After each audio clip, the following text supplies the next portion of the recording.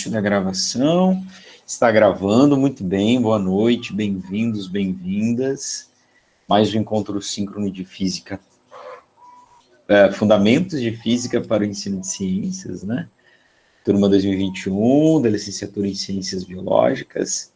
Esse é o nosso sexto encontro síncrono já, né? Estamos na metade já, o fim já está próximo. E já está próximo, né? Como eu digo, o Natal está chegando, né?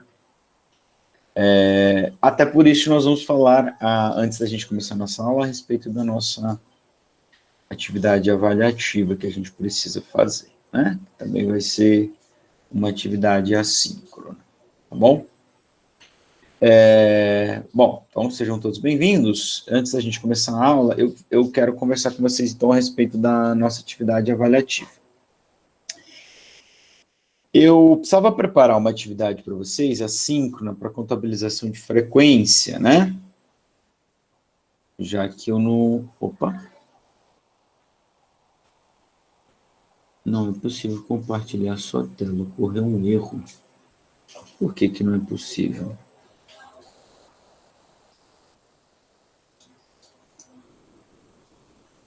Seu Google.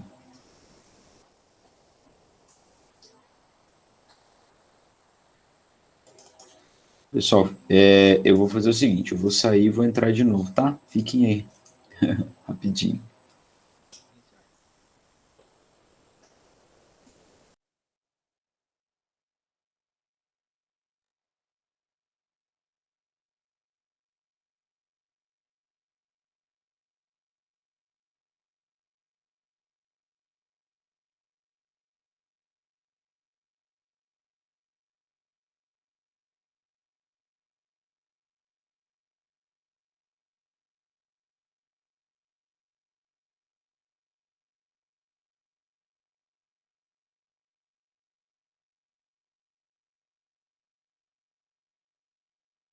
Obrigado, Daniela. Agora sim. Eu estava dizendo, então, que eu precisava mandar uma atividade assíncrona para vocês, para a contabilização de frequência, já que metade da nossa carga horária é dessas atividades assíncronas, né? E já tinha estourado o prazo da última dia 11, então nessa terça, dia 15, eu estava no compromisso de mandar mais um. Eu queria fazer uma atividade que englobasse tudo que a gente estudou, mas que, ao mesmo tempo, não fosse muito longa, né? Eu sempre pensei em mandar 4 exercícios, né? Mas conforme eu fui fazendo, eu entendi que eu precisava mandar 6 exercícios. Então, ela ficou uma atividade um pouquinho mais longa. Mas, claro, para compensar isso, então, ela vai contabilizar mais frequências, né? Ela vai contabilizar frequências de 3 semanas, e não só 2, como era a nossa ideia original, como normalmente eu tento fazer de 2 semanas. Então, ela vai contabilizar de frequência de 3 semanas para compensar esse tamanho um pouquinho maior. Tudo que eu não quero é que vocês sintam-se pesado aqui na disciplina por causa do número de atividades assíncrona, o número de atividades que a gente tem para fazer que assola todo mundo nesse tempo de atividade remota. Certo? Então mandei a atividade, está lá. Ótimo. Aí, eu estava nessa madrugada, tendo meus pensamentos, né? Como eu normalmente faço, acordo 5 e pouco da manhã, não pode sair porque acorda a criança, não pode mexer na cama porque acorda a mulher. Aí a gente fica pensando. E eu fiquei pensando, como é que eu vou fazer atividade avaliativa? Se já tem uma atividade assíncrona para eles fazerem, que é de 3 semanas, vai ser muita coisa para eles fazerem. Então, eu tive uma ideia que eu quero propor, fazer uma proposta aqui para vocês, que eu acho que pode ser bem interessante aí para vocês. Como que a gente faria, então, a nossa atividade avaliativa? A nossa atividade avaliativa vai ser baseada nessa atividade que eu mandei, né? Tá aqui, ó, a atividade, inclusive, a tela tá apresentando e eu não saí lá da luz. Então, essa atividade aqui, ó, tá? ATP2, MRU e MRUV. Tá carregando aqui.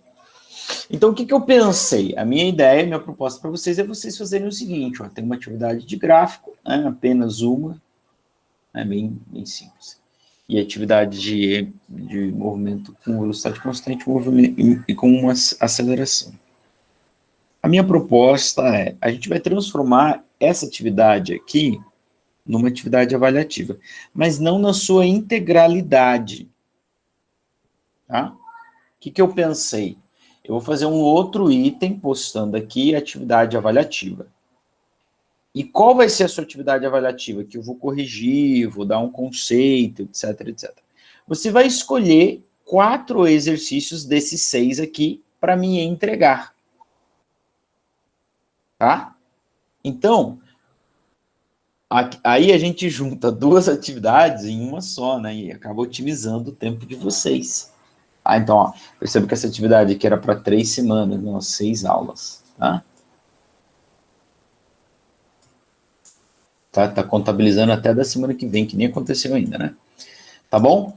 Então, o que vocês vão fazer? Eu vou fazer uma nova postagem lá, atividade ATC, atividade para contabilização de conceito. E lá não vai ter arquivo nenhum. Eu vou deixar a descrição lá, como fazer, fazendo uma folha, a organização é importante, colocar respostas à caneta, me devolver como uma foto, ou um PDF, pelo Classroom, tá? Mas quais vão ser os exercícios?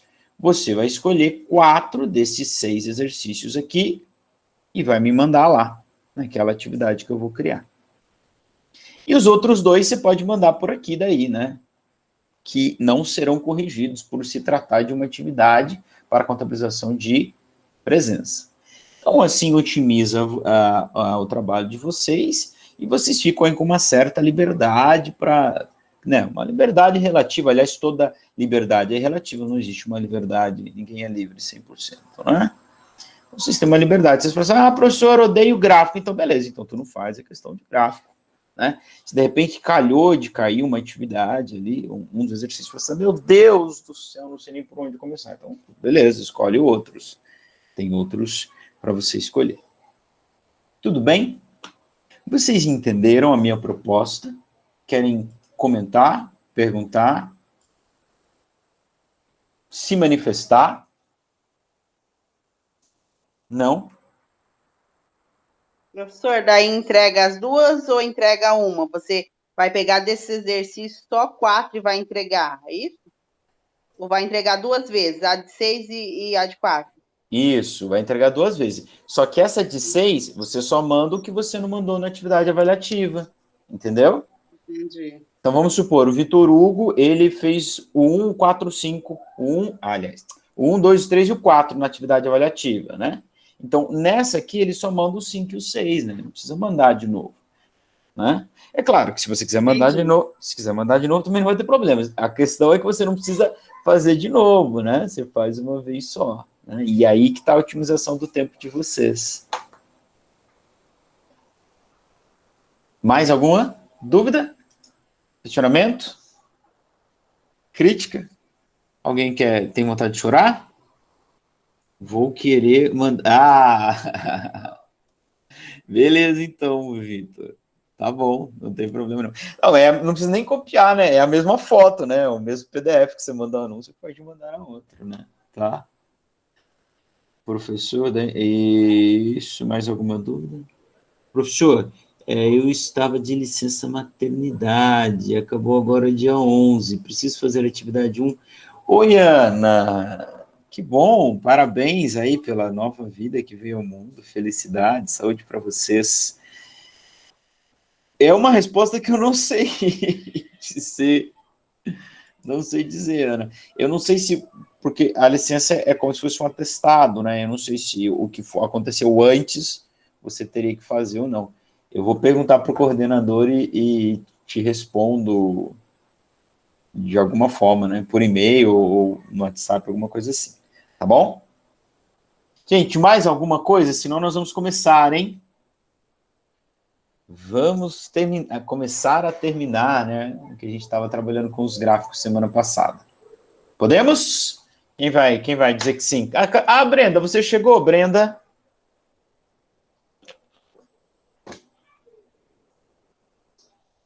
Podemos. Então, o Vitor I'm Hugo here. disse que podemos. Aí, ó, a Brenda chegou, tá quieta hoje, a Brenda. Eu tô quietinha hoje. Tá assistindo o Jornal Nacional aí, Brenda? Não, minha Não, televisão tá jamais. desligada. Jamais, né? Tem uns alunos do ensino médio que eles conectam na aula e ficam jogando videogame durante a aula. Mas é só no ensino médio que acontece. Vamos lá, gente. Muito bem. Crianças e crianças. Crianças e crianças não, né? Crianças e crianças só ensino médio. Jovens e jovas. Olha, nós paramos na aula da semana passada, então, aqui, quando a gente estava falando dos gráficos do movimento acelerado, né? Gráfico é algo bem importante para nós. Em geral, a gente não gosta, o aluno não gosta, mas é uma forma de representar bastante útil, né? Não sei se vocês fizeram o Enem há pouco tempo, mas, quem souber interpretar um gráfico e uma tabela e fazer regra de 3 já tá bem lá no Enem, né? Bom, onde que nós paramos? Nós paramos justamente no gráfico que é o mais complexo, né? Estávamos discutindo ele, né?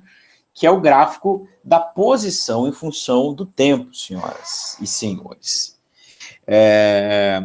Por que ele é o mais complexo? Porque a posição ela vai variar com o quadrado do tempo, né?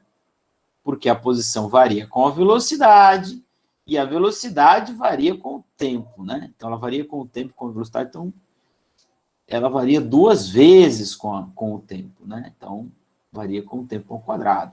Então, é claro que o gráfico vai dar o gráfico de uma função quadrática, né? Ou a parábola, né? Como Jesus falava nas parábolas, né? Será que tem alguma relação? Dizem que tem, né? Não vou investir tempo para falar disso aqui. Mas, enfim, eu não sei se vocês estudaram isso com a professora Kátia ou se vocês lembram disso lá do ensino fundamental, né? Ela, matemática lá do ensino fundamental, então faz sentido, de repente, você ver alguma coisa disso com o seu aluno. Até porque é uma forma de você aplicar a matemática. Aliás, é sempre uma boa forma de você aplicar a matemática, né? Como a gente estava vendo as funções afim, e aí a gente estuda o movimento retilíneo uniforme, né? A função é uma função afim, né, já que a posição varia linearmente com o tempo. E aqui a gente tem uma boa forma de aplicar a lei, a equação do segundo grau, a famosa equação de Bhaskara, não é? Porque nós temos aqui, então, no movimento acelerado, a posição variando com o quadrado do tempo.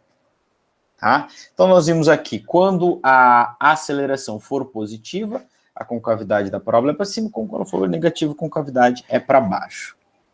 Tá? Bom, a gente estava discutindo no final da última aula, eu me lembro bem até porque a aula está gravada, então eu sempre dou uma olhada para onde a gente parou, porque a cabeça já não ajuda mais, já não tenho mais meus 20 anos.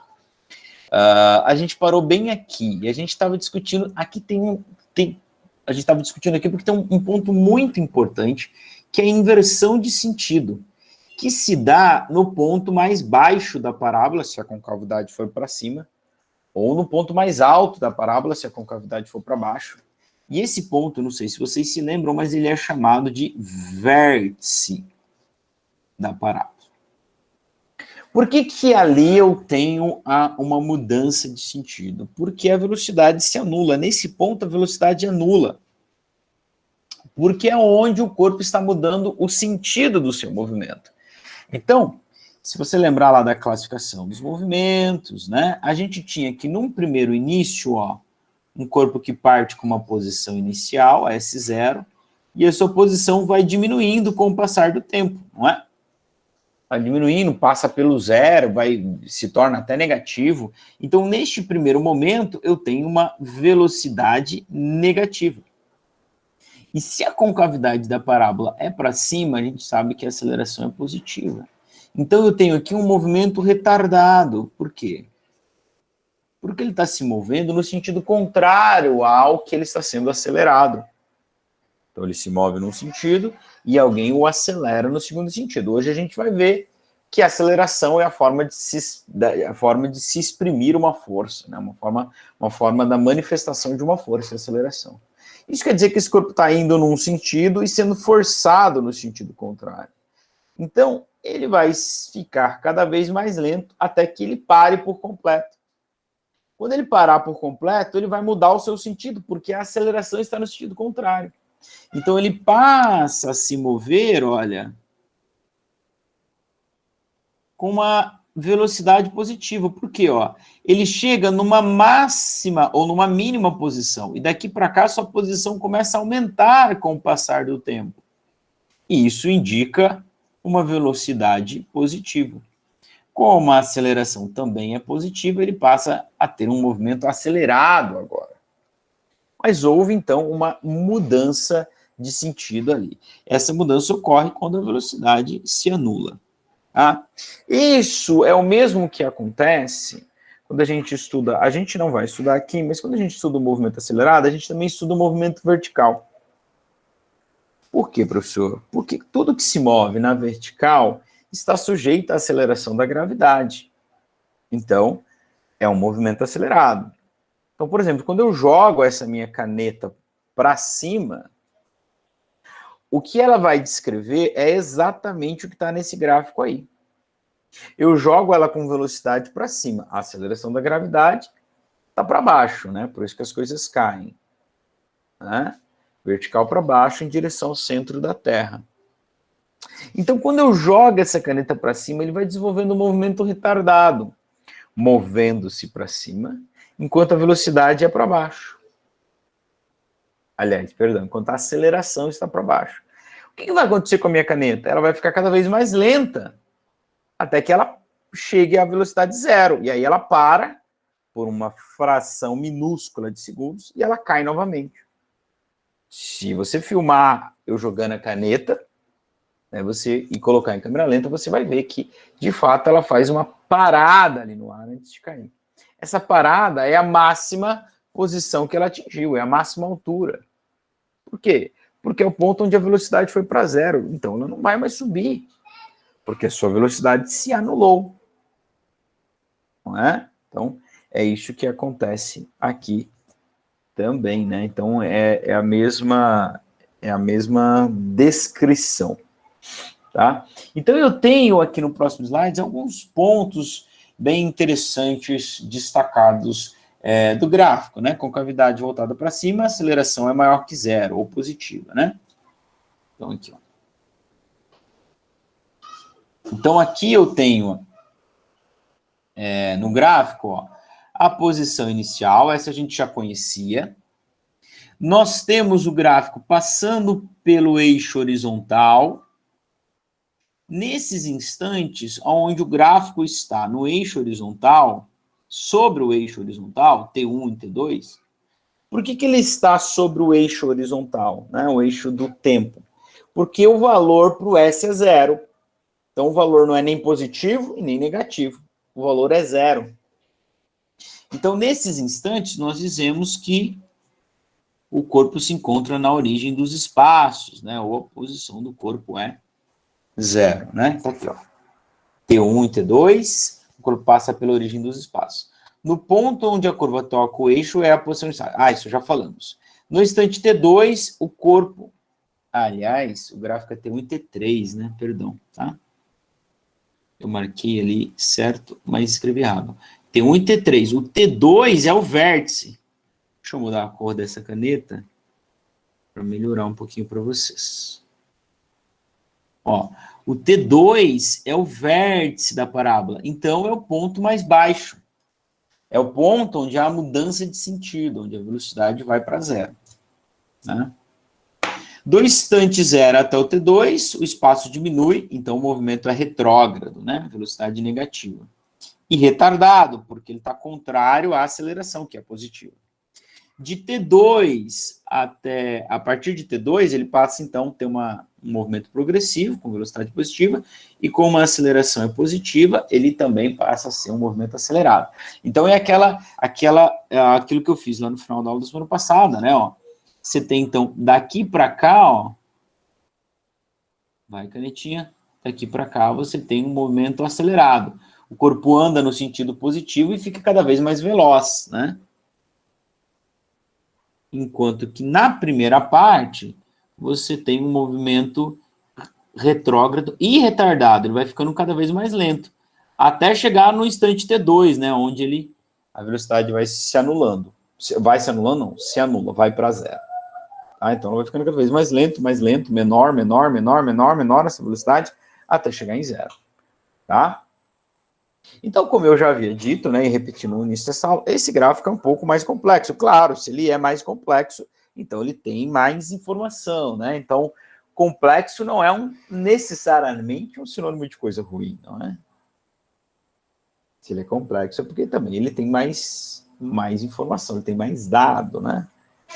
Então, aqui é a mesma coisa, só que para um gráfico invertido agora, né? Com a concavidade voltada para baixo, ou seja, com a aceleração menor que zero, né? Ou seja, aceleração negativa. Então, da mesma forma, eu tenho a posição inicial, aonde ele cruza o eixo horizontal, né? T2, nesse caso, é onde ele vai passar pela origem dos espaços, tá? No T1 eu tenho a inversão de sentido, né? Aqui eu tenho velocidade zero, inversão de sentido, tá? Então, é análogo, mas é o contrário, né? Tá? Então, eu tenho na primeira parte, até a inversão de sentido, eu tenho um movimento progressivo e retardado. Ó, a posição está aumentando com o passar do tempo. Certo? Então, a velocidade é positiva, mas a aceleração é negativa. Então, ele vai ficando cada vez mais lento. Por isso que tem o vértice lá onde ele anula a velocidade. Tá? A partir do vértice, o que acontece? Meu Deus, não consigo trocar a cor mais. A partir do vértice, essa posição vai ficando cada vez menor, vai diminuindo a posição. Então, ele começa a se mover no sentido negativo, com aceleração também negativa, então ele vai ficando cada vez mais rápido, né? No sentido negativo, mas cada vez mais rápido, tá certo?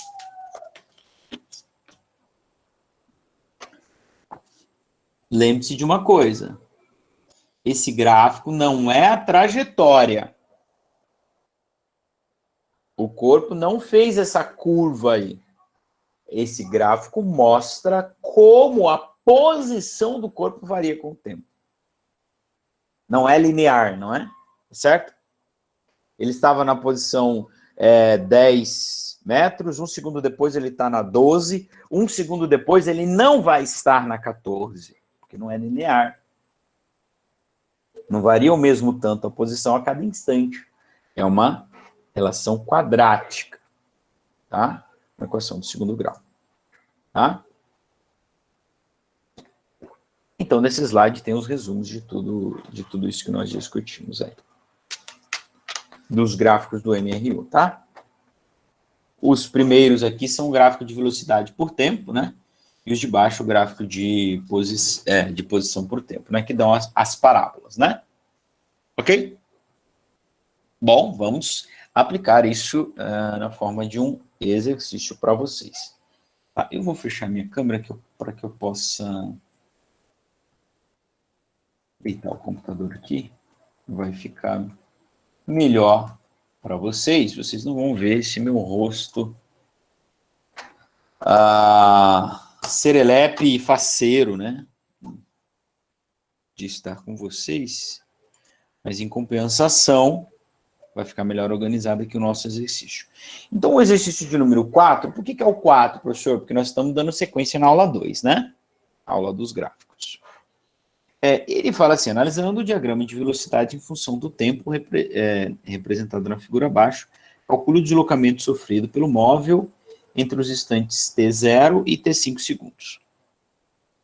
Eu não tenho informação nenhuma no enunciado, isso pode dar um certo desespero aí para o estudante, ou para vocês, né? O estudante, no caso, todos nós, no caso. Né? Eu não tenho informação nenhuma. Por que não? Porque tudo que eu preciso está no gráfico, essa é a função do gráfico. Né? trazer as informações que nós precisamos. É para isso que ele existe. Ele substitui aquele enunciado para falar o corpo partiu de tal lugar para um tal instante, etc. Então, nós temos que aprender a olhar para o gráfico e extrair informações dele. Ok? Então, o que nós temos? Primeiro, gráfico de quem nós temos? É um gráfico da velocidade por tempo. Então, ela vai mostrar como que a velocidade está mudando com o tempo. No eixo vertical, eu tenho valores de velocidade, e no eixo horizontal, eu tenho valores de tempo. Né? Nós estudamos esse gráfico aqui semana passada, né? Ó. Aí, ó, gráfico da velocidade por tempo. Tá? Bom, aonde ele vai cortar o eixo vertical, aqui, é a velocidade inicial. Por que é a velocidade inicial? Porque se ele está sobre o eixo vertical, é porque o valor da grandeza t é zero. Ó. Então, não está nem um tempo no presente, nem um tempo no passado. Ele está exatamente sobre o eixo vertical. Então, esse cara aqui é a velocidade inicial. 20, aqui a unidade, metros por segundo. Ótimo. O que mais que eu tenho de informação? Eu tenho informação de que no instante 5, ó, tem até a linha aqui para me ajudar, a velocidade do corpo era 30. Então, eu tenho que, transcorrido um ΔT de 5 segundos, está aqui a unidade, ó, segundos, a velocidade alcançou 30 metros por segundo. Ótimo. Tudo que tinha de informação, eu consegui extrair. Ok? Então, agora, vamos descobrir o que a gente quer. O que a gente quer? Calcule o deslocamento. Eu quero saber o ΔS entre os instantes 0 e os instantes 5. Então, eu quero o ΔS para esses cara, para esse instante aqui, ó. Quando ele passou a velocidade de 20 para 30. Quanto ele se locomoveu? Como é que eu calculo distância no movimento retilíneo uniformemente variado? Eu tenho duas possibilidades. O sorvetão, S0, V0t² mais A t² sobre 2, onde eu posso passar esse S para lá, fica S menos S0, e isso aqui é deslocamento, né?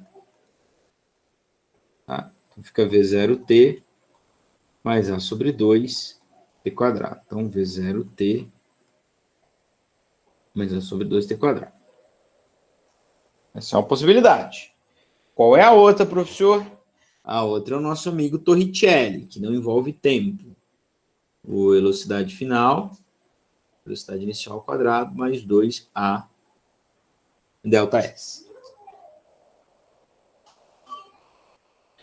Um envolve tempo, a outra não envolve tempo. Mas o que elas têm em comum é que as duas vão envolver aceleração. Ó. Não existe nenhuma equação no movimento acelerado que não envolva aceleração. Aceleração é o coração de tudo aqui.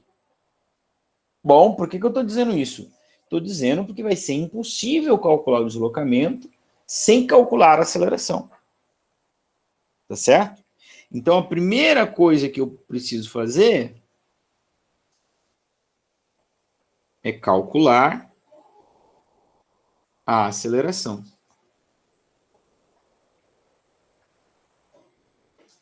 Ok? Eu tenho como calcular a aceleração? Claro.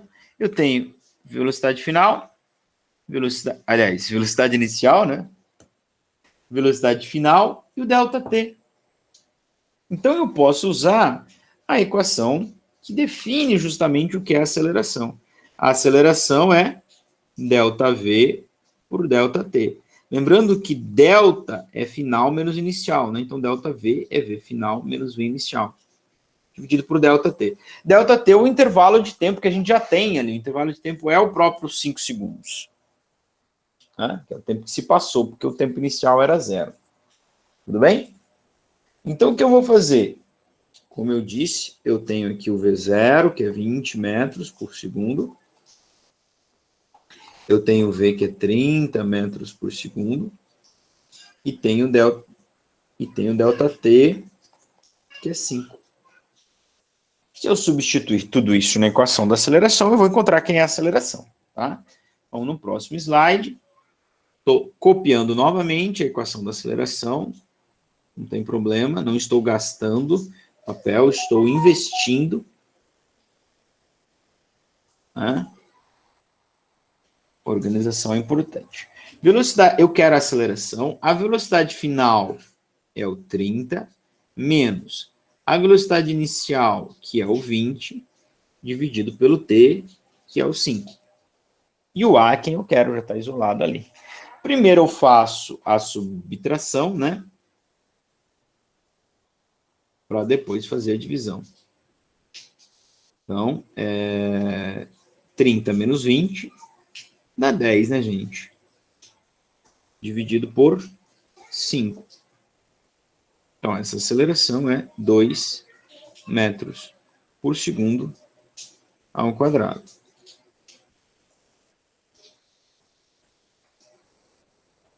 Ok? Bom, por que a gente está calculando a aceleração? Para poder calcular o deslocamento, que é o que o exercício pediu. Né? Calcule o deslocamento. Ótimo, agora eu tenho aceleração. Posso usar o sorvetão? Posso. Posso usar o Torricelli? Pode também. Para usar o Torricelli, olha aqui.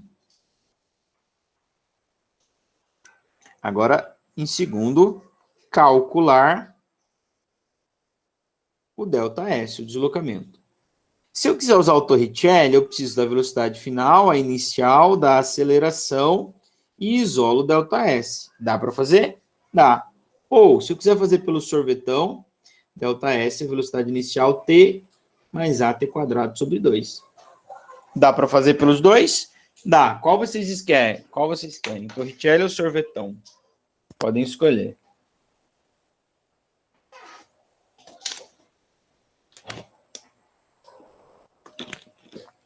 Bom, já escolheram, foi uma disputa muito acirrada.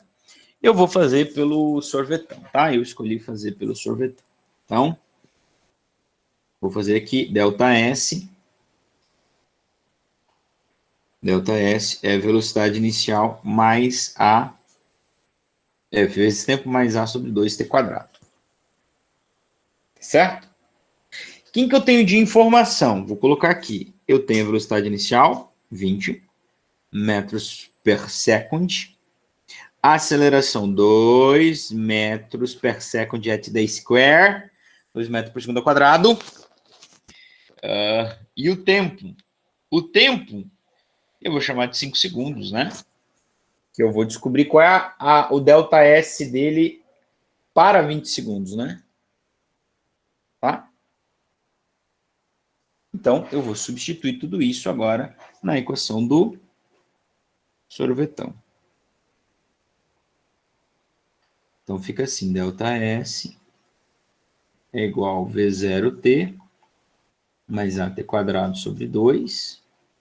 Então, ΔS é quem eu quero, velocidade inicial é 20 vezes 5, mais a aceleração é 2, dividido por 2, vezes t ao quadrado, que é 5 também. Eu vou colocar um parênteses que não tem aqui, para sempre lembrar você que você precisa primeiro fazer a potência, tá? Então, 5 ao quadrado dá 25, 2 dividido por 2 dá 1, então fica 25 vezes 1. E aqui, 20 vezes 5 dá 100. 20 vezes 5 dá 100. 25 vezes 1, eu acho que dá 25, né? Então, esse ΔS aí dá 125 metros. Tá? Fica como tarefa para vocês aí fazerem pelo Torricelli para ver se vai dar a mesma coisa. Será que dá a mesma coisa? Tem que dar, né? Tem que dar.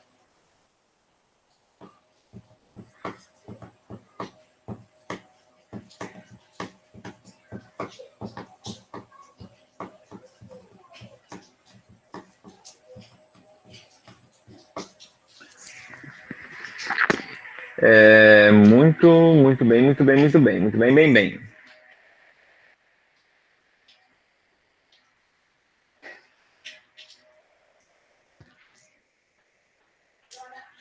Vamos lá. Próximo exercício, exercício número 5. O gráfico da função horária dos espaços. Agora passamos para o gráfico da função horária. Então, vocês já sabem que ele tem mais bagagem, mais complexidade, né? A função horária dos espaços de um móvel, de um movimento retilíneo uniforme variado. Sabendo que o corpo inicia seu movimento com velocidade de menos 4. Então, tem uma informação aqui, ó. Menos 4. Determine a aceleração do corpo, o deslocamento escalar nos primeiros 2 segundos e o deslocamento escalar nos primeiros 6 segundos. O que eu tenho de informação? Então, a gente precisa voltar lá para o nosso gráfico, né? Ó, o que a gente tem? No vértice, eu tenho velocidade 0. Eu tenho mudança de sentido. Então, eu sei que a velocidade dele vai ser 0 no instante, aliás, na posição menos 1. Posição por tempo. Então, lembra, você está estudando um gráfico, você precisa saber, não é? Quais são as grandezas envolvidas, essa é a primeira coisa. Então, é um gráfico que diz posição por tempo. Então, eu sei que aqui é a velocidade 0, então ela acontece na posição menos 1 metro. Eu tenho também de informação. Eu tenho de informação que no instante 3, ó, no instante 3 segundos, vou só colocar aqui, a velocidade é 0 na posição menos 1 metro. E eu sei que no instante 3 segundos está sob o eixo horizontal. Então, quando t é 3,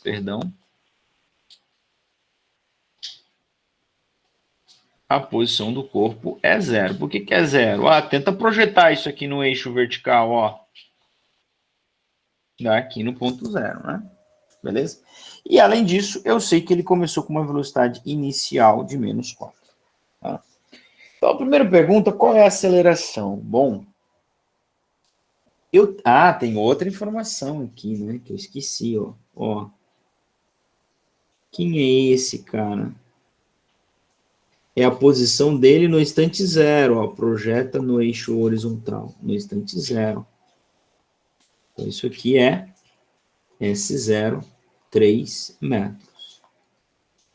Então, eu sei que ele estava na posição S0, 3 metros, com velocidade de menos 4, e ele foi para uma velocidade 0 na posição de menos 1.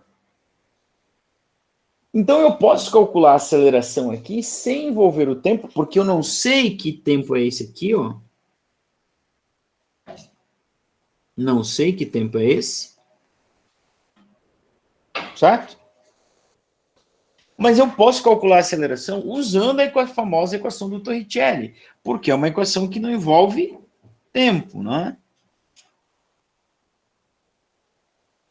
Eu só preciso do ΔS, eu tenho como achar. Por quê? Porque eu sei que a posição inicial era 3 e a velocidade se anulou na posição menos 1. A velocidade inicial eu tenho, o exercício me deu, e a velocidade foi para 0 na posição menos 1. Então, tudo isso eu posso calcular e isolo, então, a minha aceleração. Deixa eu anotar, então, aqui quem que a gente tem, ó. Do enunciado, a gente tem que velocidade inicial é menos 4 metros por segundo, menos 4. Ficou feio isso aqui, né? Menos 4 metros por segundo. Aí a gente sabe que a posição inicial é mais 3 metros. Ele estava na posição menos 1 metro com velocidade 0, porque é o vértice da parábola. Então, eu posso calcular aqui o ΔS. Quem é ΔS? Posição final menos inicial. Toma cuidado. Tem que fazer o joguinho de sinal, hein? Ó. Posição final é menos 1. menos posição inicial, que é mais 3. Então, quem é o ΔS? Menos com menos, ó, aliás, não é uma multiplicação aqui, tá? Não vai me dizer que sinais iguais dá mais. Sinais iguais dá mais. Não, mas não é nesse caso. Nesse caso, eu tenho duas dívidas. Eu devo 1 e devo menos 3. Então, vou ficar devendo 4. Então, esse é o deslocamento. Tá? Claro que é 4 metros. Você podia ver isso pelo gráfico. Ó. Ele andou 1, 2, 3 e mais 1. 4. Ele andou do 3 até o menos 1. Então, ele andou 4 metros. Ele andou no sentido retrógrado, no sentido contrário da orientação. Ó, a posição está diminuindo, por isso que o ΔS está negativo. Tá certo? Bom, então agora, com a velocidade inicial, a velocidade final e o deslocamento que ele realizou até ir para a velocidade zero, eu posso aplicar o Torricelli.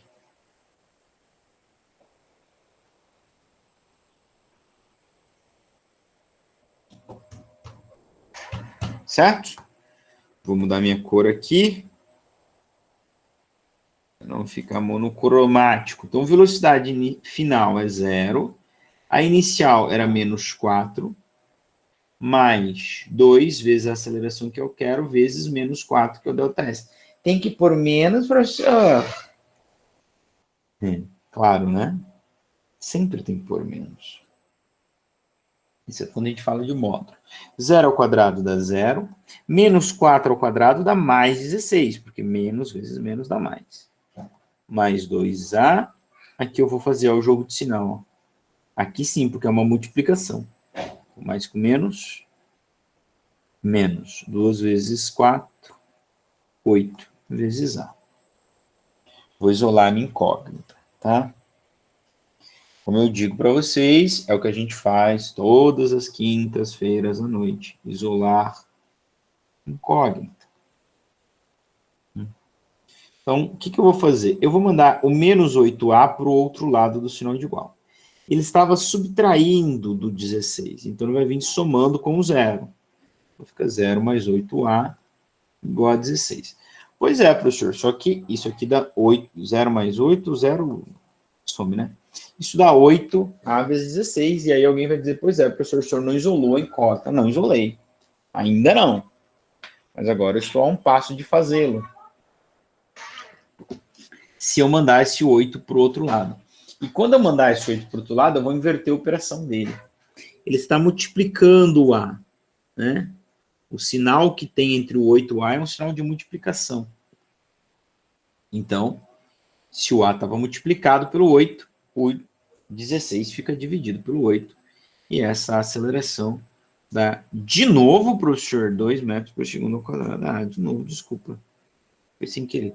E só reforçando que isso aqui é a letra A, né? Cálculo da aceleração. Letra A. A letra B pede uma coisa que a gente já determinou. Não, não pede não.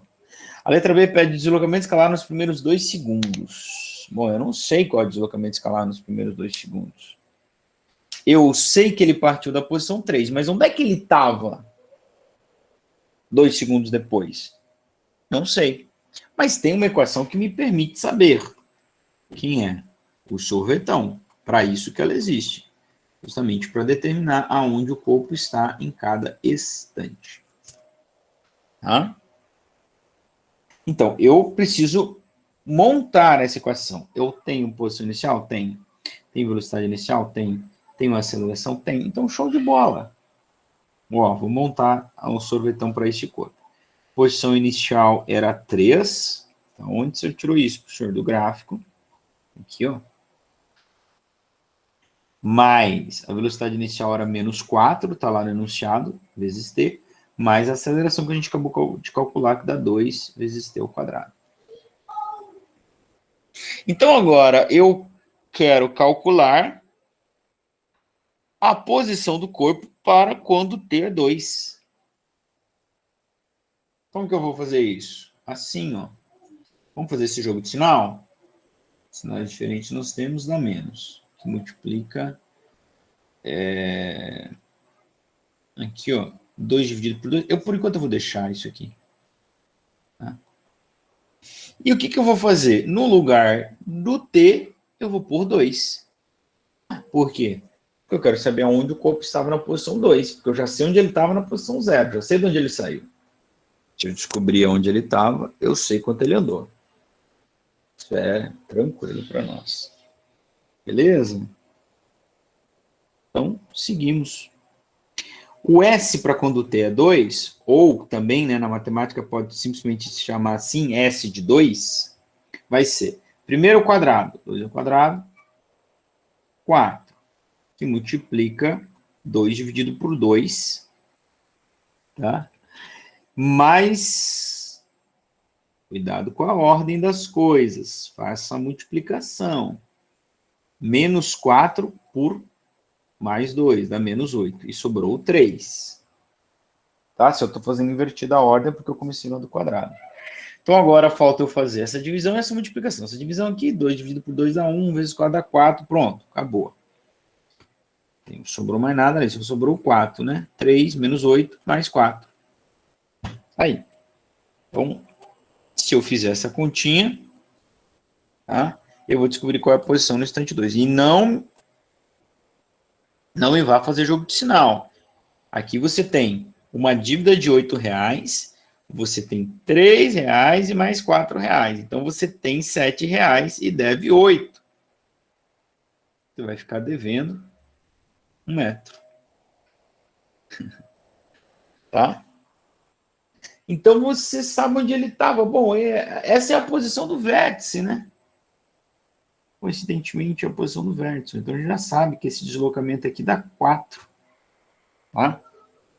Suponha que nós não soubéssemos o que a gente ia fazer aqui agora, né?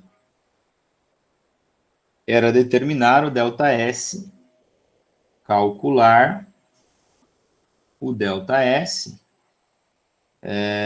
para os 2 primeiros segundos. 2 primeiros segundos.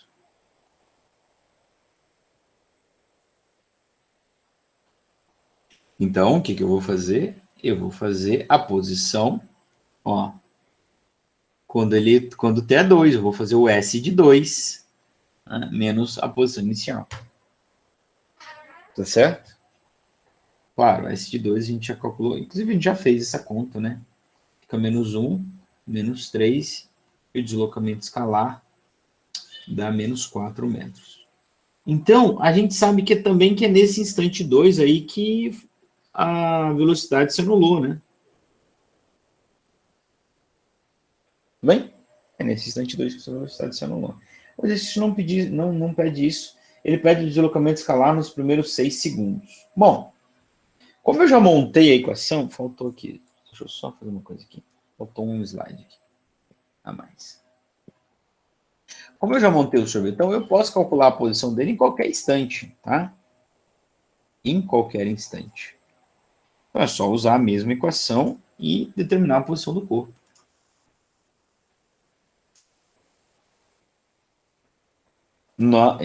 Letra C, né? Eu só vou calcular o S para quando t igual a 6, com a mesma equação, mesmo sorvetão, que é a posição inicial, que era 3, mais a velocidade inicial, que era menos 4, vezes o t, mais a aceleração, que era 2, dividido por 2, vezes o t quadrado. E aí, o que eu vou fazer? No lugar do t, eu vou colocar, ó, eu vou colocar 6 agora. Tá? Vou colocar 6. E o resto permanece igual. Posso fazer esse jogo de sinal, dá menos 4, e aqui dá mais 2 sobre 2, e esse 6 aqui é ao quadrado, tá? Então, fazendo o quadrado primeiro, dá 36, 2 dividido por 2 dá 1, posso sumir com ele, mais com menos, na multiplicação dá menos, 6 vezes 4, 24, e 3. Então, o S para quando t é 6, ou simplesmente S de 6,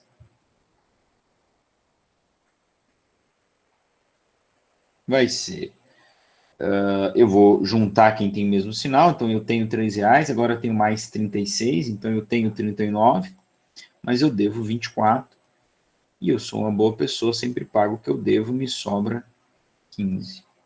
Então essa não é o ΔS, eu já ia colocar o ΔS aqui, não. É a posição do corpo no instante 6. Tá? E aí, para finalizar, a gente calcula o ΔS como? Ó, calcular o ΔS para os 6 primeiros segundos. Então, vou fazer ΔS é o S de 6 menos o S0. Quem que é o S de 6? É 15. Menos o S0, que era 3, né? Então, dá 12 esse ΔS. Agora eu quero voltar com vocês numa discussão que a gente já teve, né? Esse ΔS é a distância que ele percorreu? Não. Não é a distância. Por quê? Porque ele parou e voltou. Então, perceba. Quer saber qual é a distância dele? Tu vai ver quanto que ele andou em cada sentido. Então, a gente já sabe que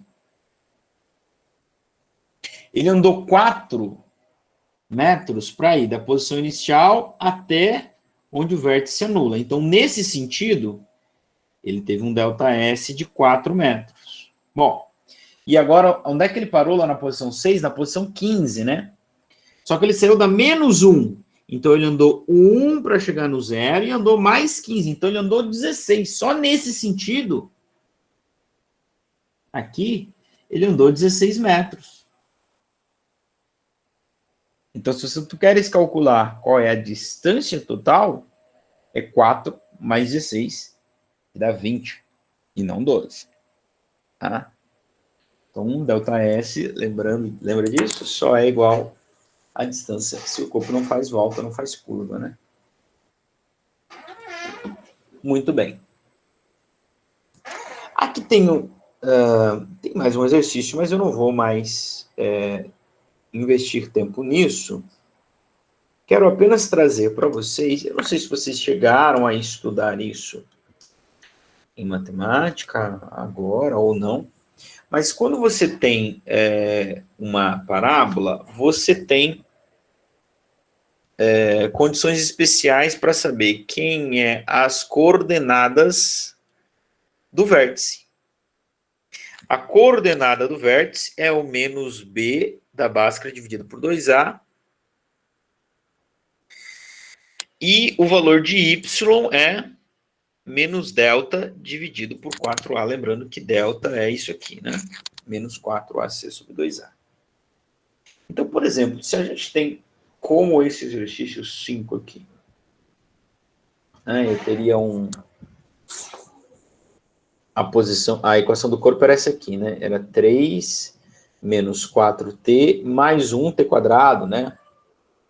Mais 1t quadrado, que é 2 sobre 2. Ó, então eu tenho o A da Bhaskara, o B da Bhaskara e o C da Bhaskara.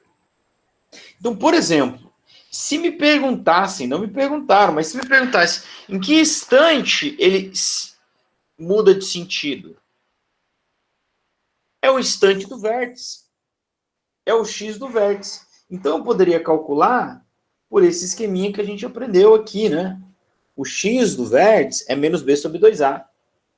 Então, o tempo onde ele muda de sentido, o tempo da mudança de sentido, né, é o menos b da Bhaskara sobre 2a.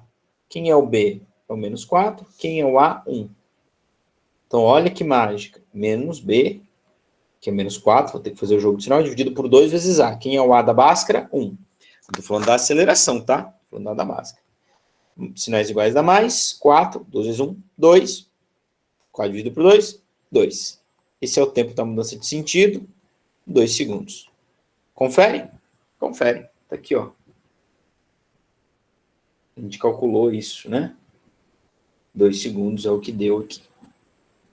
E o y desse vértice tem que dar menos 1. Então, se perguntasse assim, qual é a posição máxima que ele atinge num dado sentido, ou qual é a posição onde ele muda de sentido, isso não é muito útil. Mas, por exemplo, no movimento vertical, eu jogo ele para cima, eu pergunto qual é a altura máxima que ele atinge. É o y do vértice, é o s do vértice, né? Que lá no caso da parábola na matemática era o y. Então é menos delta sobre 2a. Que a gente sabe que tem que dar 1, né? Tá? Então, como é que eu faria aqui? Esse aqui é maior, porque você tem que calcular o delta, né? A gente nem gosta da básica, professor. O delta é menos b, aliás, b ao quadrado menos 4ac. O b da nossa básica é menos 4 ao quadrado, menos 2 que multiplica o a, que é 1, que multiplica o c, que é 3. Então fica 4 ao quadrado, que é 16. Aqui, menos 12. Então, o delta dá 4. Lembrando que está aqui, ó. O A, o B e o C da básica. Tá? Se eu fizer menos delta dividido por 4A, eu vou obter o valor do vértice, né? O valor da posição lá do vértice, da posição onde ele muda de sentido, né? Então, a posição da mudança de sentido, que é o y do vértice, né, da básica, lá, da matemática, é menos delta sobre 4A. Então, fica menos 4 dividido por 4 vezes o A da básica, que é 1. Fica menos 4 dividido por 4, que fica igual a 1. Tá? Bom, isso é, no mínimo, interessante, tá? Claro que a gente pode fazer isso com as equações da física que a gente fez, tá? Sim, da mesma maneira. Tudo bem? 8 e 5. Bom, vou ficar aqui para trás 2 exercícios, né, que eu havia achado que ia gastar menos tempo nesses primeiros, mas eu acho que a gente já investiu bastante tempo aqui. A gente pode dar continuidade para o nosso próximo tema. Desta maneira, meus prezados estudantes, futuros professores, nós encerramos não só a nossa segunda aula, como nós encerramos a temática da cinemática. Você precisa lembrar o que é essa cinemática. É uma sub-área da física bem grande, que a gente gasta bastante tempo com os estudantes,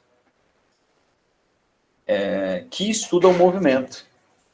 Que estuda o movimento sem se preocupar com sua causalidade. Estuda o movimento pelo movimento. O corpo se move com velocidade, com aceleração. Por que ele tem velocidade? Por que ele tem aceleração? O corpo se movia e para. Por que ele parou? Não importa para mim, não importa isso para mim dentro da cinemática. Tá? Então, com essa segunda aula dos gráficos, a gente faz essa cinemática e a gente vai passar, então, para o estudo da dinâmica, senhores. E quando a gente pensa, então, em dinâmica, a gente passa a pensar em quais são as causas de um movimento. Quando eu falo causas, eu posso pensar naquilo que pode gerar um movimento ou naquilo que... Nossa, eu tô com o fone caído lá embaixo, vocês não me avisam, né?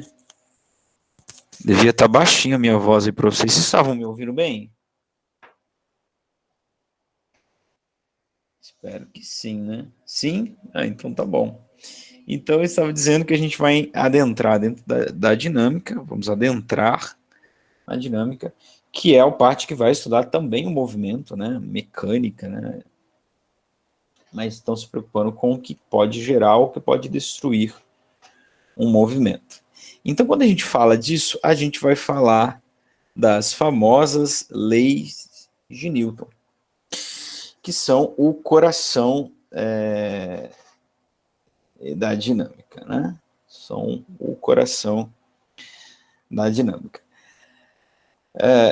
Existe para nós aqui uma discussão mais profunda que a gente pode fazer no sentido do movimento agora, né? Porque a gente vai passar a querer tentar entender, ou vai passar a estudar as razões do movimento, porque algo se move, porque algo deixa de se mover, tá?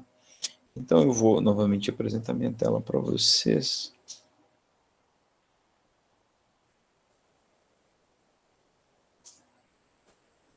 Aí está.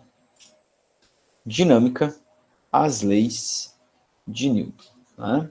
Então, quando a gente começa a estudar, a gente tem muita explicação do nosso cotidiano, dizer que a gente tem coisas a mais para a gente discutir, tem muitas explicações de fenômenos dos nossos cotidianos, do nosso cotidiano, que pode ser explicado pelas leis da dinâmica, né? Pelas 3 leis de Newton. Então, o que é, de certa forma, diferente da cinemática, né? Porque a cinemática, ela não explica um grande fenômeno, né? Não explica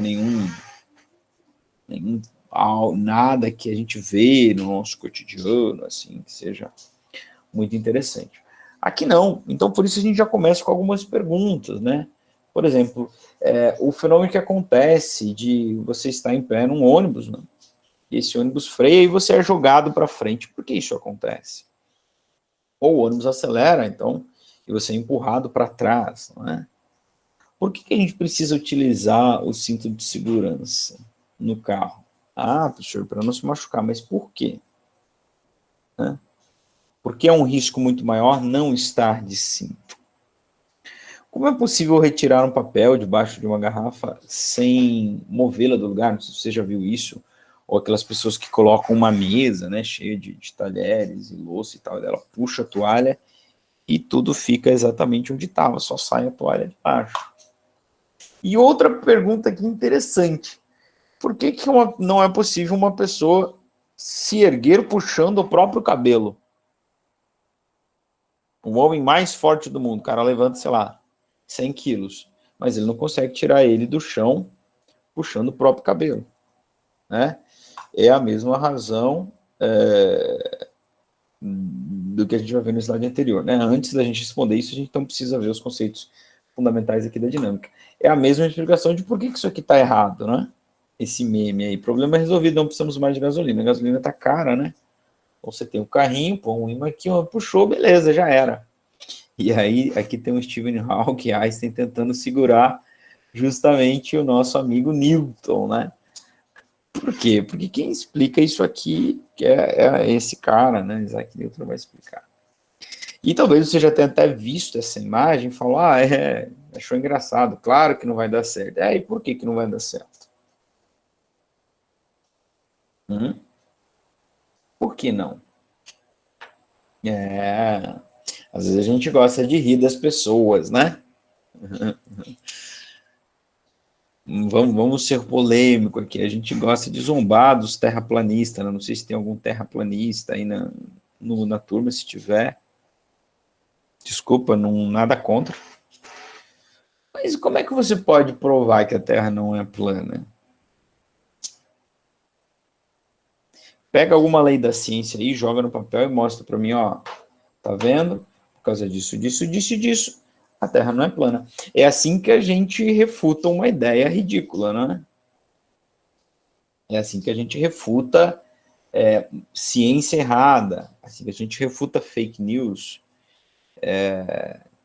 falácias, mentiras, com ciência bem feita, né? Ciência aprovada, né?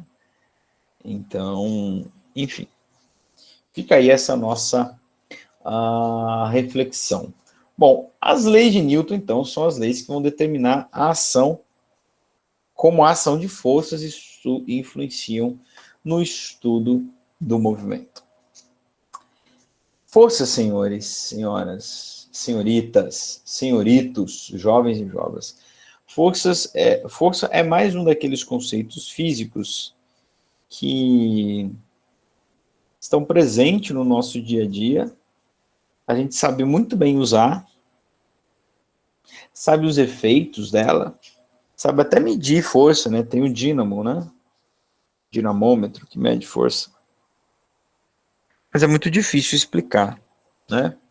Talvez se você procurasse um livro do ensino médio, está preparando sua aula para o seu aluno, mas o que é força, né? A força do amor, a força do querer, a força do pensamento, isso são pseudo-forças, né? Então você vai pesquisar lá no seu livro, vai falar o que é força, e ele vai falar que uma das coisas que você pode encontrar é que força é o resultado da interação de dois corpos. E isso não resolve nada. Absolutamente nada. Tá? Mas a força é o coração aqui do estudo da dinâmica. Então, como está aí no slide, as leis de Newton vão justamente explicar como forças influenciam no estado de movimento do corpo. O que é o estado de movimento do corpo? Então, você precisa lembrar lá das nossas primeiras aulas de cinemática, né? O corpo pode estar em dois equilíbrios diferentes, né? Ele pode estar em um equilíbrio dinâmico, onde ele se move em MRU, ou um equilíbrio estático, né? Então, esse é o estado de movimento dos corpos. Bom, a verdade é que a gente não sabe muito bem definir o que é força. Mas o que a gente sabe muito bem é qual é o resultado da aplicação de uma força. Tá? A gente sabe muito bem o resultado da aplicação de uma força. Em geral, quando eu aplico uma força, eu vou criar deformação ou aceleração. Tá? E entenda-se aqui a aceleração por uma aceleração vetorial, né? Eu posso acelerar o corpo mudando o sentido do seu movimento, né? Não é só aceleração só no sentido de deixar o corpo mais rápido, como é o caso do policial ali guiando o cão, né? Então, quando ele puxa, ele está gerando uma aceleração ali no rapaz, né? Nesse pastor aí, pastor alemão. E isso vai alterar o sentido da sua velocidade. Né? A aceleração altera a velocidade do corpo, sim, e a aceleração é um vetor.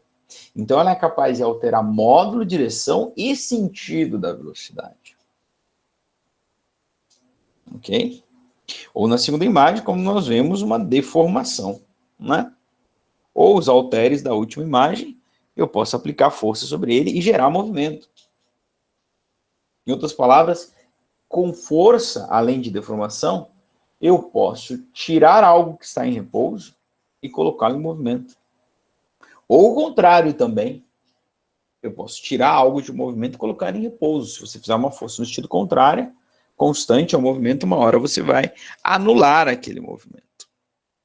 Então, a gente não sabe direito o que é força, mas a gente sabe muito bem o resultado da aplicação de uma força. É deformação ou alteração na aceleração. Inclusive no sentido, né? Alteração na velocidade do corpo, inclusive no sentido da velocidade do corpo. Alteração na velocidade do corpo, aceleração.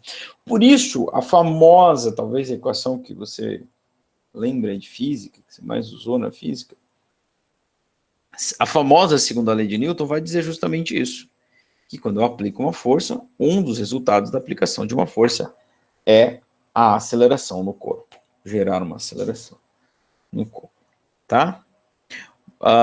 Bom, eu pulei 2 slides que falavam aqui um pouco sobre Newton, né? Nós já falamos um pouco sobre ele nas primeiras aulas, né, da ideia da evolução da ciência, né, da física e tal, mas fica aqui também, então, um breve relato, né, sobre Newton, além de física, contribuições riquíssimas na matemática, absurdas, né, de importâncias absurdas.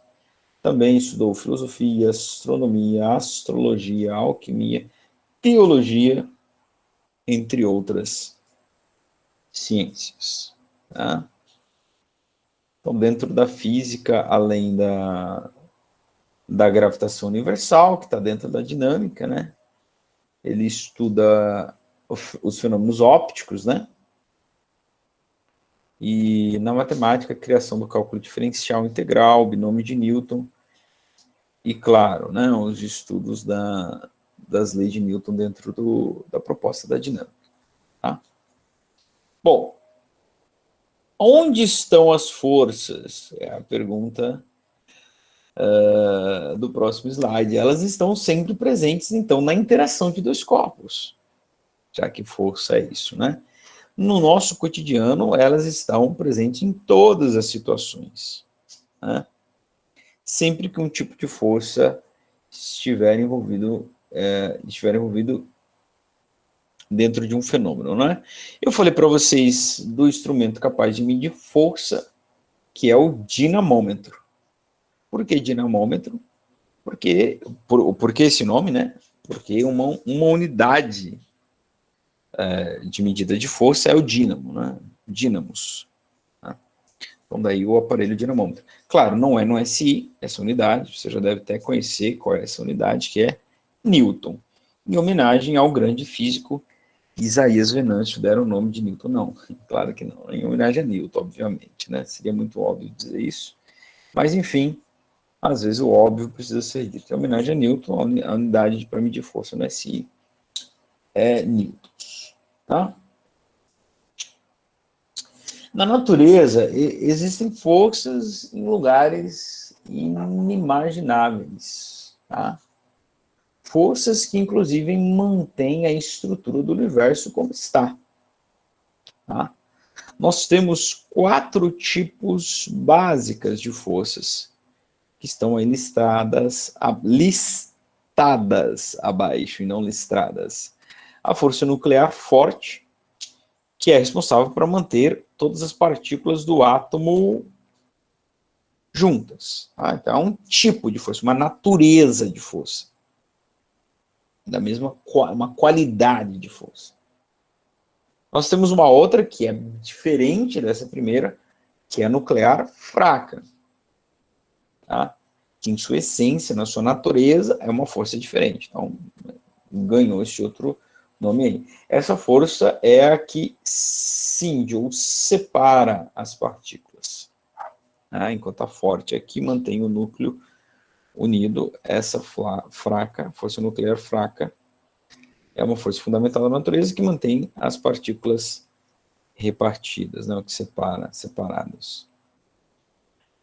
A força eletromagnética, que é a força de interação entre partículas que possuem cargas elétricas, né?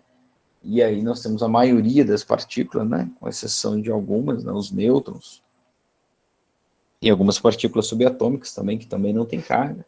A maioria delas são forças, têm cargas elétricas, né? Tá? E a força gravitacional.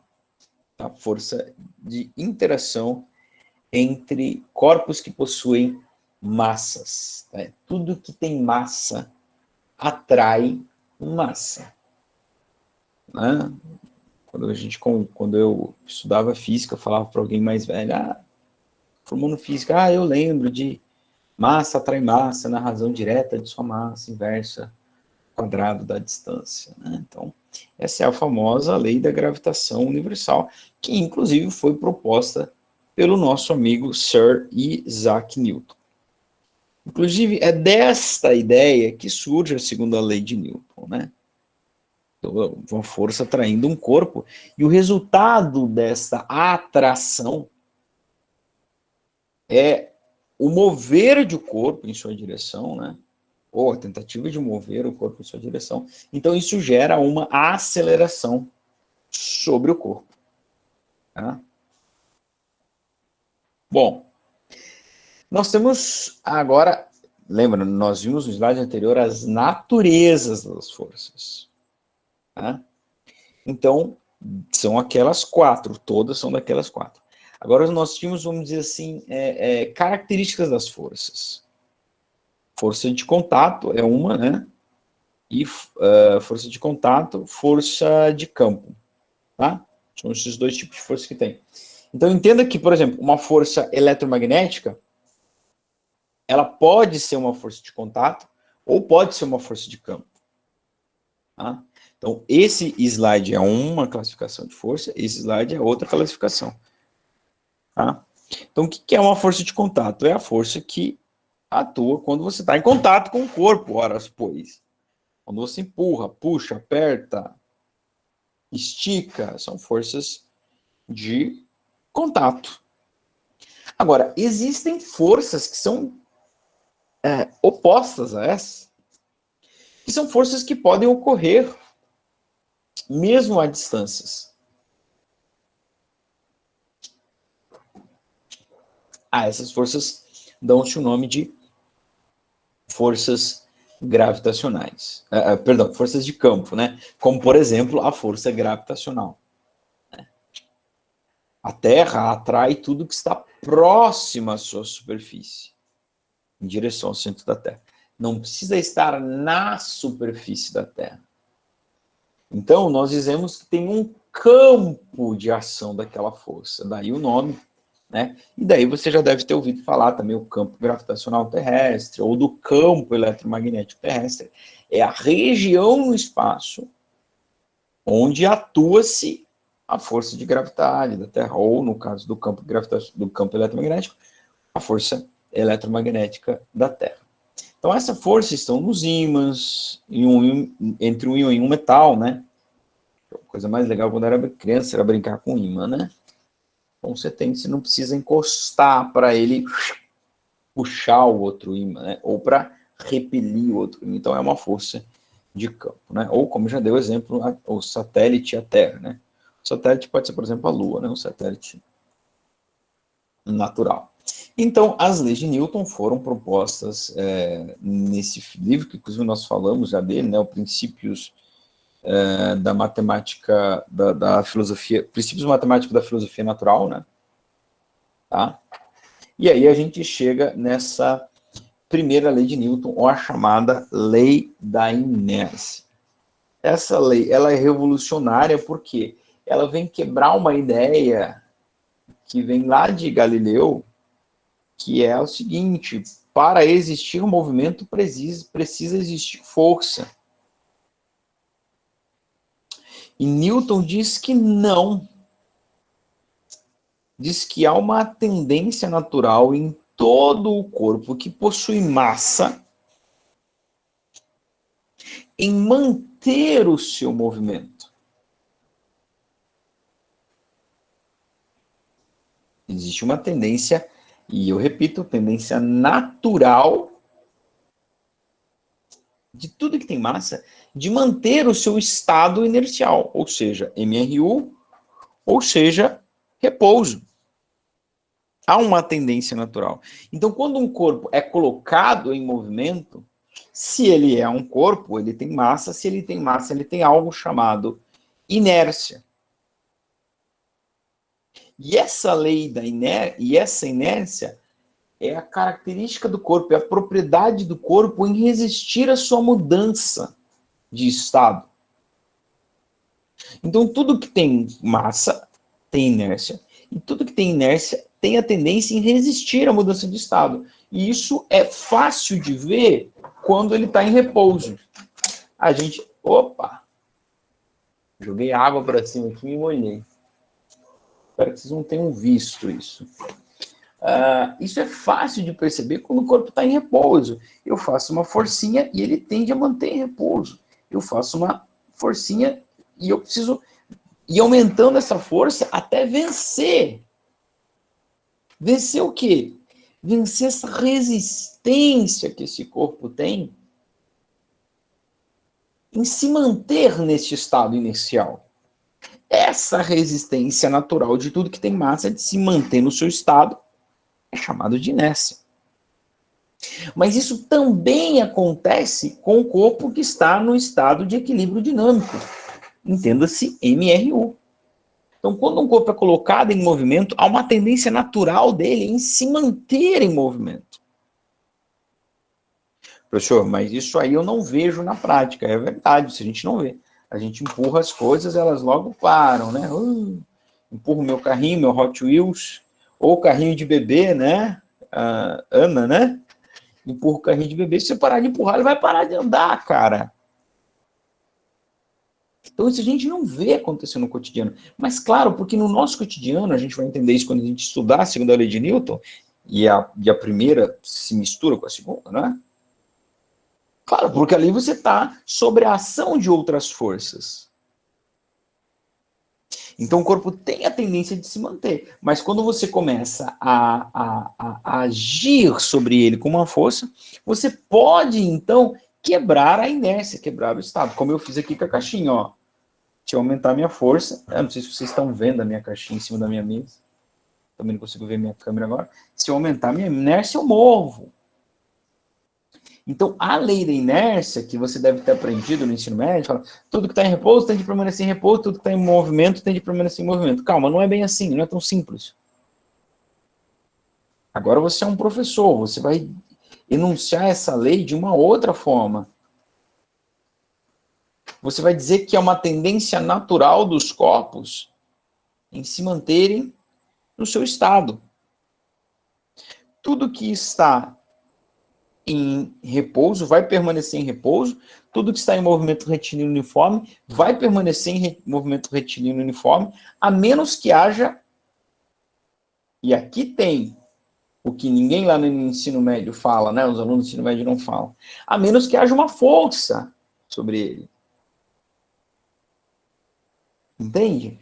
Então, essa lei da inércia, como ficou conhecida, a primeira lei de Newton, tudo que está em repouso tem de permanecer em repouso, tudo que está em movimento tem de permanecer em movimento.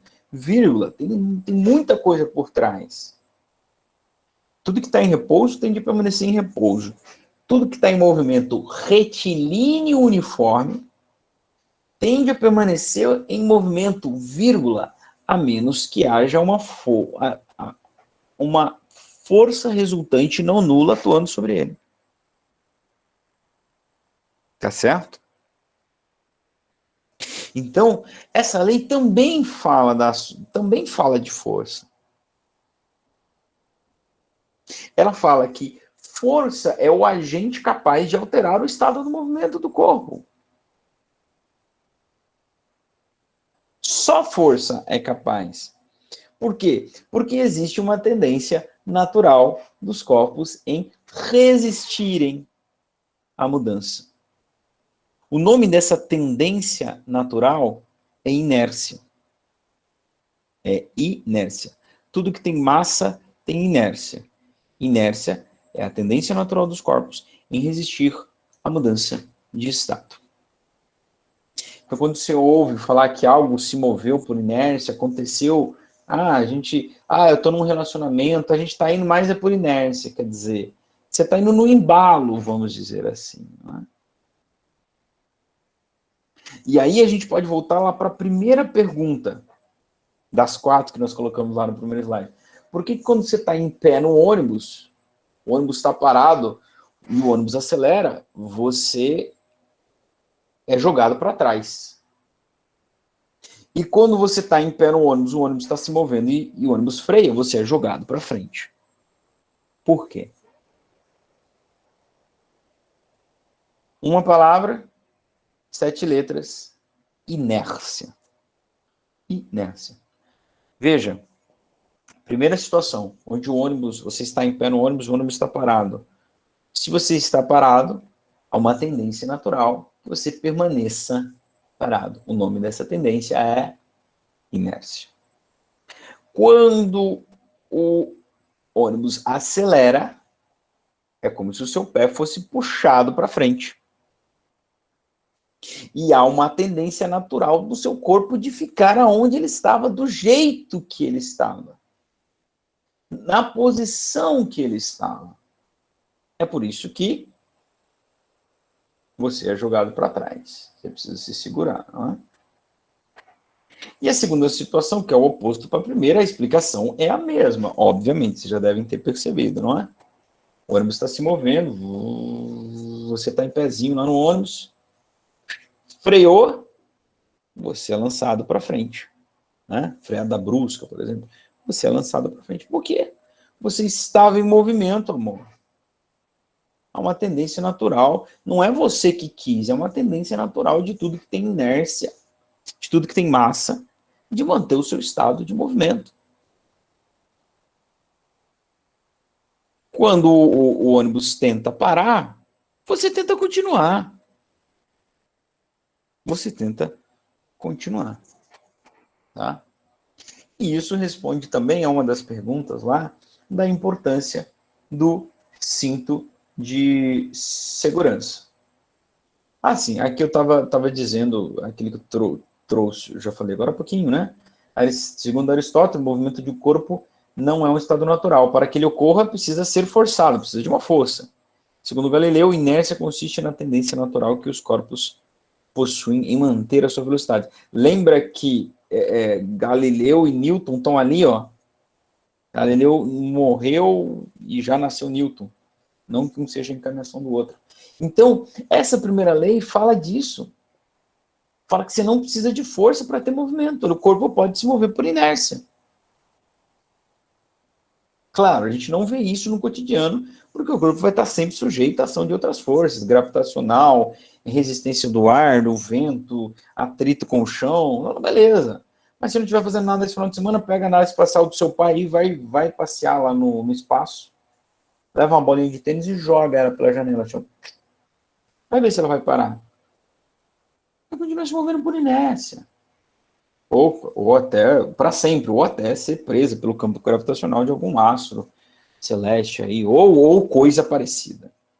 Então, essa lei da inércia, ela também é a lei que vai dizer que o movimento retilíneo uniforme é sim natural. Assim como o repouso é natural. Tá? Não precisa de uma força para existir movimento, necessariamente. Então, inércia consiste na tendência natural dos corpos em manter sua velocidade constante ou manter seu estado de equilíbrio, né? Repouso ou MRU, tá? Repouso é velocidade zero, MRU velocidade constante. Repouso é equilíbrio estático, MRU equilíbrio dinâmico. Tá? Vamos pensar agora nessas duas figuras aí, uma bicicleta e um caminhão. Qual deles tem mais resistência à mudança de estado? Pensa, os dois estão parados no semáforo, você precisa colocar em movimento os dois. Qual que é mais fácil colocar em movimento? Qual que é mais fácil empurrar, o Cristiane? Ou Brenda? Qual que é mais fácil empurrar, o caminhão ou a bicicleta? É claro que é a bicicleta. Por quê, professor? Porque ela é mais leve. Isso não explica nada, ela é mais leve. A explicação está em que, se ela tem uma massa menor, ela resiste menos à mudança do seu estado. Ela tem menos inércia. Isso porque a inércia é diretamente proporcional à massa do corpo. Aliás, é intimamente relacionado com a massa do corpo. Tá? De tal forma que a gente pode dizer que a grandeza física que mede a inércia de um corpo é chamada de massa. Perceba, eu não disse que massa e inércia são as mesmas coisas. Eu disse que massa é uma forma de medir a inércia. Certo? Outra forma de a gente dizer isso, dizer a mesma coisa, é dizer que a massa é uma medida numérica da inércia de um corpo. É uma forma de medir a inércia do corpo. É uma forma de dar um número para a inércia do corpo. Quanto maior a massa, maior a inércia. É por isso também que o sistema de freio da bicicleta é muito, muito mais simples que o sistema de freio do caminhão. Por quê? É muito mais fácil colocar a bicicleta em movimento e é muito mais fácil tirar a bicicleta de movimento. Quem tem mais massa, é mais difícil colocá-lo em movimento, tirá-lo do repouso, e é mais difícil tirá-lo do movimento também.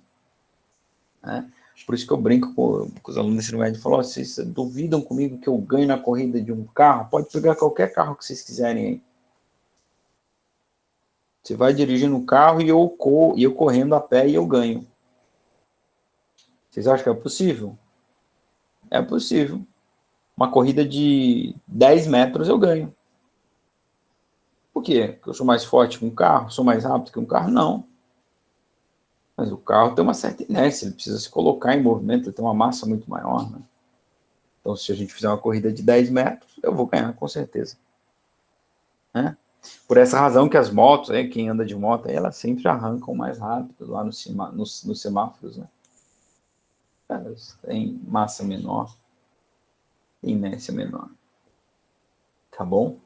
Algumas situações em que a lei da inércia aparece, né? Então, o ônibus nós já falamos, né? Alguém você tentando puxar qualquer coisa, né? A importância do cinto de segurança, faltam 2 minutos, é justamente disso aí, não é? Responde essa pergunta. Por que é importante você estar preso ali? Porque se você sofrer uma desaceleração brusca, como acontece numa colisão, o seu corpo, que estava em movimento junto com o carro, com a mesma velocidade do carro, lembra da nossa aula sobre velocidade relativa? O carro está a 100 km por hora, o seu corpo se move em relação ao chão com 100 por hora. E tudo que está dentro do carro se move com velocidade de 100 km por hora, com relação ao solo.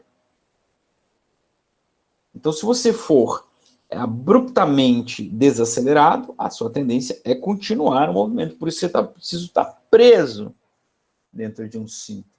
Preso no cinto, não é? Para que você não saia voando para frente. Por isso também que você carrega um animal, um animal, eu quero dizer, não o seu filho, sua sogra, um animal mesmo, um pet, um cachorrinho, alguma coisa assim. Um gato. Se você vai pegar a estrada, o certo é você levar ele dentro de um ambiente que ele pode ser preso pelo cinto, né? Não pensando muito na vida do animal, mas também pensando na vida do animal, mas é porque qualquer coisa solta dentro do carro, num acidente, ele pode se tornar um projétil, né? Pode tornar uma arma, vai sair de encontro a alguém, tá? E para finalizar, eu tenho a foto desse jogador de futebol aí, que quem gosta de futebol vai saber quem é, Franck Ribéry, um dos maiores jogadores franceses de todos os tempos, jogou muita bola, e ele tem no rosto essa cicatriz aqui, bonita, ele já é bonito, né? Nasceu bonito, com certeza, mas tem essa cicatriz aqui no rosto que parece que ele está chorando sangue. Tá? Isso porque ele sofreu um acidente de carro aos 2 anos de idade e ele estava sem o cinto de segurança. E o carro, no acidente, foi desacelerado rapidamente e a inércia fez com que ele mantesse o movimento, porque é uma tendência natural nos corpos em manter o seu estado de movimento. E para manter o estado do movimento do pequenino Ribéry, o Ribéryzinho, ele teve que passar através do para-brisa do carro do seu pai. O que deixou com algumas feridas no rosto, né? Uma delas é essa cicatriz que parece que ele está chorando sangue, né? Inclusive, eu acho que agora se aposentou ou está na Itália, eu não sei. Bom. Na próxima aula, nós vamos pegar o gancho da lei da inércia para falar da segunda lei de Newton, que é a lei que diz que a força gera uma aceleração.